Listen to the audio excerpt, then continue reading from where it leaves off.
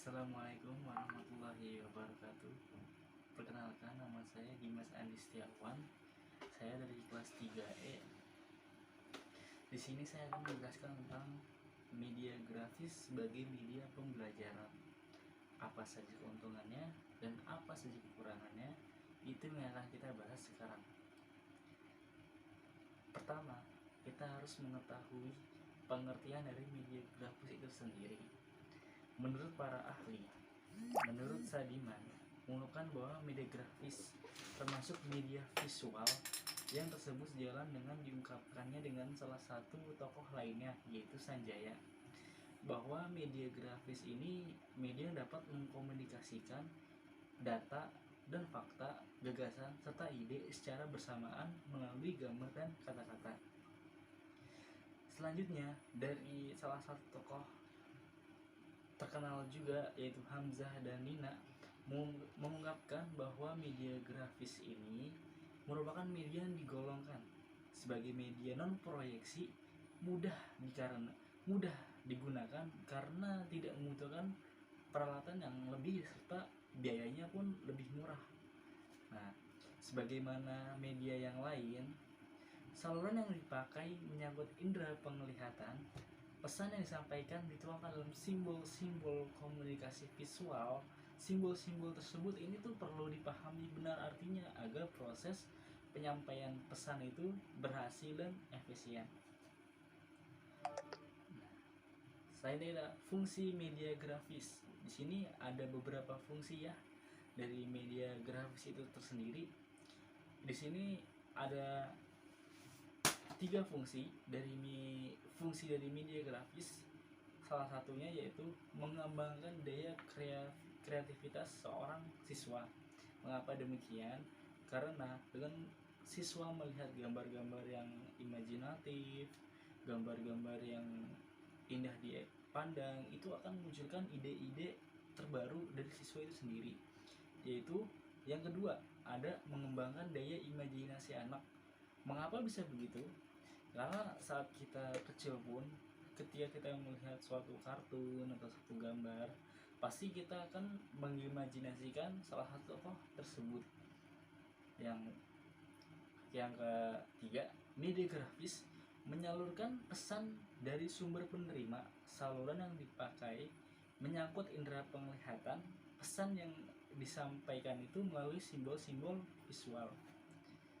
Selanjutnya, kita akan membahas tentang kelebihan dan kekurangan media grafis itu sendiri.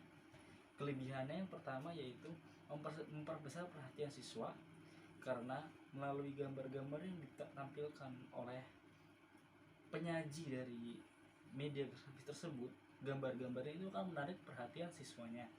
Yang kedua, dapat mempermudah dan mempercepat pemahaman siswa terhadap pesan yang disampaikan.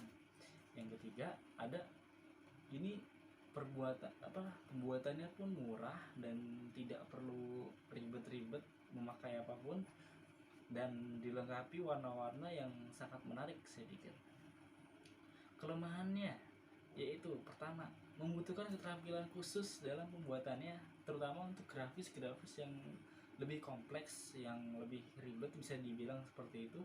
Itu membuat kita memerlukan sesuatu yang khusus dalam pembuatan media grafis itu sendiri. Yang kedua, penyajiannya hanya berupa unsur visual saja. Jadi yang kelemahan dari media grafis itu sendiri, penyajiannya itu hanya lewat media visual. Macam-macam media grafis. Yang pertama, ada gambar atau foto. Gambar atau foto adalah media yang paling banyak digunakan pada saat ini karena merupakan bahasa yang umum yang dapat dimengerti secara jelas. Yang kedua, ada sketsa. Menurut Sadiman, sketsa adalah gambaran sederhana atau draft kasar yang melukiskan bagian pokoknya tanpa detail. Sketsa selain dapat menarik perhatian siswa, menghindari verbalisme, dan dapat memperjelas penyampaian pesan, dan media sketsa dapat dibuat sendiri oleh guru itu sendiri. Yang ketiga, ada diagram. Diagram merupakan suatu gambar yang menggunakan garis-garis dan simbol-simbol. Diagram atau skema menggambarkan struktur dan objek secara garis besar. Yang keempat, ada bagan atau chart.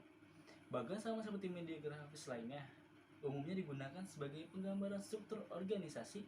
Yang kita tahu ya, kita banyak melihat di sekolah-sekolah bahwa bagan-bagan organisasi terbentuk itu kita dapat melihat bentuknya lah, mulai dari kepala sekolah, wakil sekolah, dan yang lain-lain.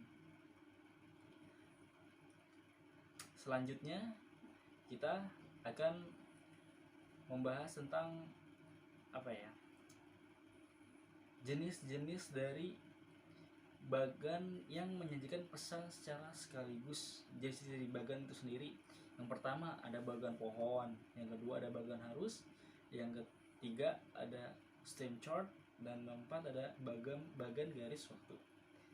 Yang kelima kita akan bahas grafik. Grafik merupakan sebuah media visual yang disusun berdasarkan prinsip-prinsip sistematik dan menggunakan data-data yang komparatif. Menurut Sadiman, grafik merupakan gambar sederhana yang menggunakan titik-titik, garis, atau gambar, dan fungsi grafik adalah menggambarkan data kuantitatif secara teliti, menerangkan perkembangan atau perbandingan suatu objek atau peristiwa yang saling berhubungan secara singkat dan jelas. Demikianlah penjelasan dari saya, Dimas Andi Setiawan, tentang media grafis itu sendiri. Anda bisa mencarinya lebih lanjut di sumber-sumber terpercaya atau mencari jurnal-jurnal terpercaya. Insya Allah kalian akan menemukan pengertian-pengertian yang lebih jelas. Sekian dari saya, wabillahi taufiq walhidayah. Wassalamualaikum warahmatullahi wabarakatuh.